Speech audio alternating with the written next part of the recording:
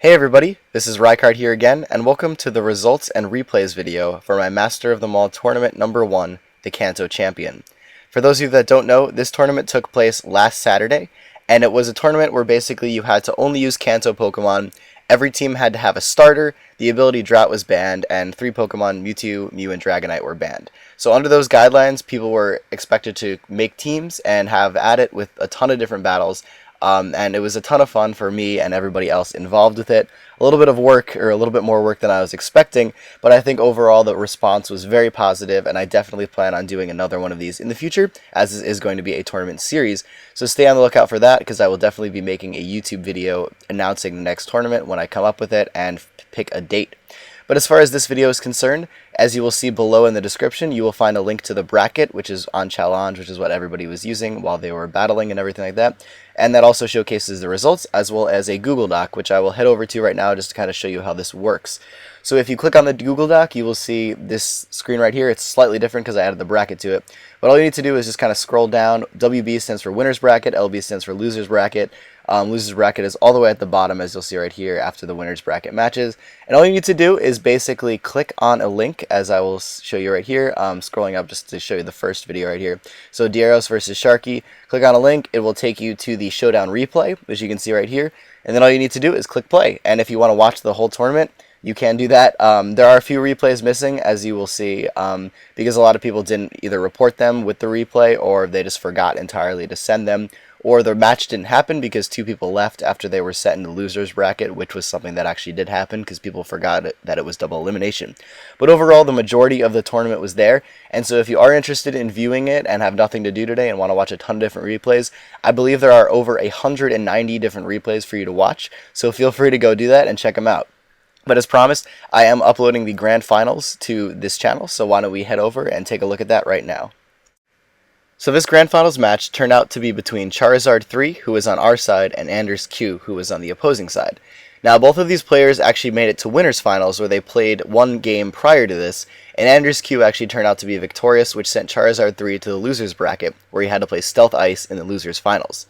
Now, that match turned out to be incredibly crazy close, and unfortunately for Stealth Ice, Charizard 3 proved to be victorious in the end, meaning that he is now in grand finals against Anders Q. Charizard 3 has to win 2 games against Anders Q in a row to win the entire tournament, whereas Anders Q only has to win 1 game since it is coming from the winner's bracket.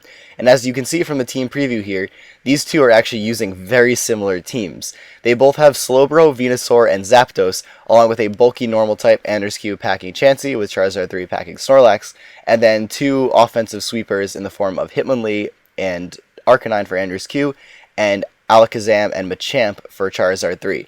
So these two are very evenly matched, and since they have played before, there are going to be a little bit of prediction going on since they know each other's teams a little bit at this point.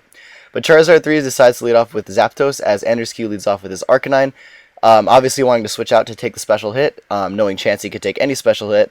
Zapdos is only able to do minimal damage to this Chansey, but seeing this Chansey comes in, Charizard 3 decides to switch out into Venusaur, as Anders Q actually goes for the Thunder Wave, which is going to paralyze this Venusaur, which is going to be very crucial for the rest of the match. However, Venusaur, packing Leech Seed, can pretty much stay in all day on Chansey and Subseed, because the amount of damage that Chansey can do to Venusaur can actually be fully recovered by Leech Seed due to its incredibly high HP. But Charizard 3 actually switches out into Snorlax here to kind of take advantage of the Leech Seed against the Chansey and maybe get some damage off on it. But seeing as Anders Q actually switched out into Arcanine, Charizard 3 has to switch out right here into a Slowbro, knowing that this Arcanine actually packs the Will-O-Wisp. So he's going to threaten out the Arcanine here, but he's not really going to be able to do too much damage to anything on his opponent's team. So he actually decides to pull a double switch here, predicting the Chansey to come in out into his Machamp. But unfortunately for Charizard 3, Anders Q actually decided to go into his Slowbro, as he decides to now switch out into his Alakazam. Now, crazy enough, this Alakazam actually packs Encore, which is going to be able to actually lock this Slowbro into Calm Mind. But this is unfortunate for Charizard 3 still, because the Slowbro is boosting, meaning that it is going to become very difficult to take down, regardless of the fact that it is locked in on this move. So Charizard 3 decides to take this opportunity to switch out into Venusaur to get up a Leech Seed, or sorry, to get off a Sleep Powder first and then go for a Leech Seed.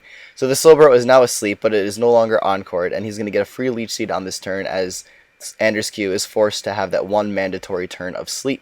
So he is now Leech Seeded and put to sleep, and unfortunately though for Charizard 3, he actually gets the first turn wake, goes for the Psyshock, and at +3, that is going to be more than enough to take out this Venusaur. But at this range of health, nothing can really be done to the Slowbro due to the fact that it's incredibly physically bulky, and special attacks really aren't going to be doing that much because it's at +3 special defense. So Charizard 3 gets the genius idea right here to actually go into his Zapdos, which packs the Substitute. So he is actually effectively sub-seeding the Slowbro, which is very weird considering that is normally done by grass types, not an electric flying type. But it's very cool as well because Zapdos also packs the pressure ability, meaning that if he wanted to, he could potentially stay in here all day as Andrews slowly loses health due to the Leech Seed, and also slowly loses PP since he's losing twice the PP he would normally lose because of the pressure ability. So he's continuously subbing down as the Leech Seed is recovering almost every single bit of health that he's losing from the Substitute. There's only a slight % difference in the amount of HP he has versus the amount of HP he recovers from the Leech Seed. So in the end, he's eventually going to be forced to go for the Thunderbolt or a attack because of the fact that he will no longer be able to make any more subs.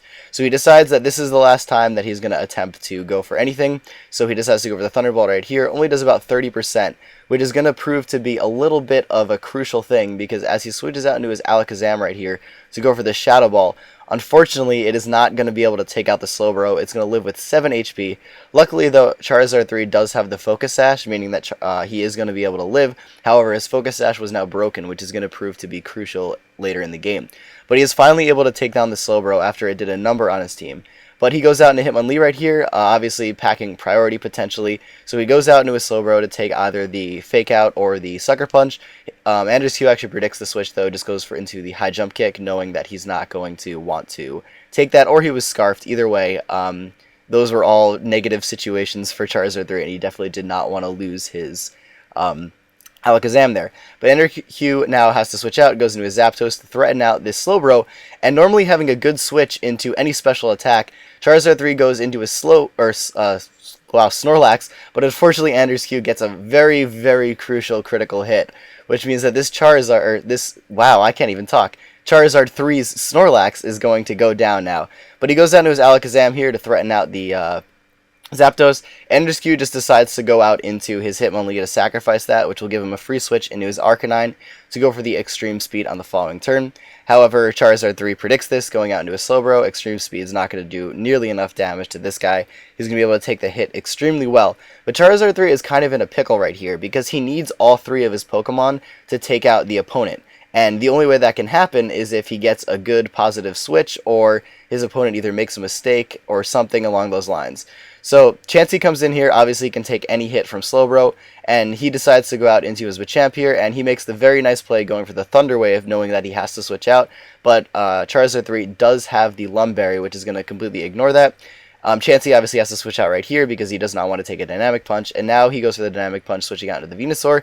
Basically, he has to get some hacks right here. He does get the first turn Confusion Hacks, goes for a Stone Edge, and gets a critical hit, which is possibly the best part, or the best scenario that could have potentially happened right there. Unfortunately, though, he does not get confused the second turn, which means that he is going to Giga Drain enough health to actually survive this next Stone Edge.